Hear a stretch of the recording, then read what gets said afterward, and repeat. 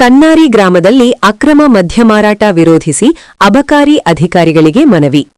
ಸಿಂಧನೂರು ತಾಲೂಕಿನ ಕನ್ನಾರಿ ಗ್ರಾಮದಲ್ಲಿ ಅಕ್ರಮ ಮದ್ಯ ಮಾರಾಟ ತಡೆಯುವಂತೆ ಆಗ್ರಹಿಸಿ ಗ್ರಾಮದ ಮಹಿಳೆಯರು, ಯುವಕರು ಹಾಗೂ ಕೆಆರ್ಎಸ್ ಪಕ್ಷದ ಕಾರ್ಯಕರ್ತರು ಅಬಕಾರಿ ನಿರೀಕ್ಷಕರಿಗೆ ಮನವಿ ಸಲ್ಲಿಸಿದರು.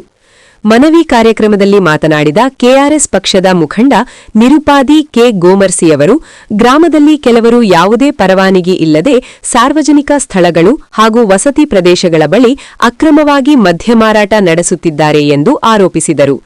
ಈ ಅಕ್ರಮ ಚಟುವಟಿಕೆಯಿಂದ ಯುವಕರು, ಕಾರ್ಮಿಕರು ಹಾಗೂ ರೈತ ಕೂಲಿಕಾರರು ಮದ್ಯದ ಅಲವಾಟಿಗೆ ಒಳಗಾಗುತ್ತಿದ್ದು, ಕುಟುಂಬಗಳಲ್ಲಿ ಕಲಹ, ಸಾರ್ವಜನಿಕ ಅಶಾಂತಿ ಹಾಗೂ ಕಾನೂನು ಸುವ್ಯವಸ್ಥೆಗೆ ಧಕ್ಕೆಯುಂಟಾಗುತ್ತಿದೆ ಎಂದು ಅವರು ಹೇಳಿದರು. ವಿಶೇಷವಾಗಿ ಮಹಿಳೆಯರು, ಮಕ್ಕಳು ಮತ್ತು ವೃದ್ಧರು ಇದರಿಂದ ಸಂಕಷ್ಟ ಅನುಭವಿಸುತ್ತಿದ್ದು, ಆರೋಗ್ಯದ ಮೇಲೂ ದುಷ್ಪರಿಣಾಮ ಬೀರುತ್ತಿದೆ ಎಂದು ಆತಂಕ ವ್ಯಕ್ತಪಡಿಸಿದರು.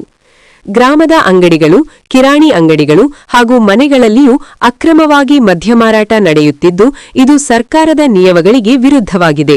ಆದ್ದರಿಂದ ಸಂಬಂಧಿತ ಸ್ಥಳಗಳಲ್ಲಿ ತಕ್ಷಣ ದಾಳಿ ನಡೆಸಿ ಅಕ್ರಮ ಮದ್ಯ ಮಾರಾಟಗಾರರ ವಿರುದ್ಧ ಕಠಿಣ ಕಾನೂನು ಕ್ರಮ ಕೈಗೊಂಡು ಕನ್ನಾರಿ ಗ್ರಾಮವನ್ನು ಸಾರಾಯಿ ಮುಕ್ತ ಗ್ರಾಮವನ್ನಾಗಿ ಘೋಷಿಸಬೇಕು ಎಂದು ಮನವಿಯಲ್ಲಿ ಒತ್ತಾಯಿಸಲಾಗಿದೆ.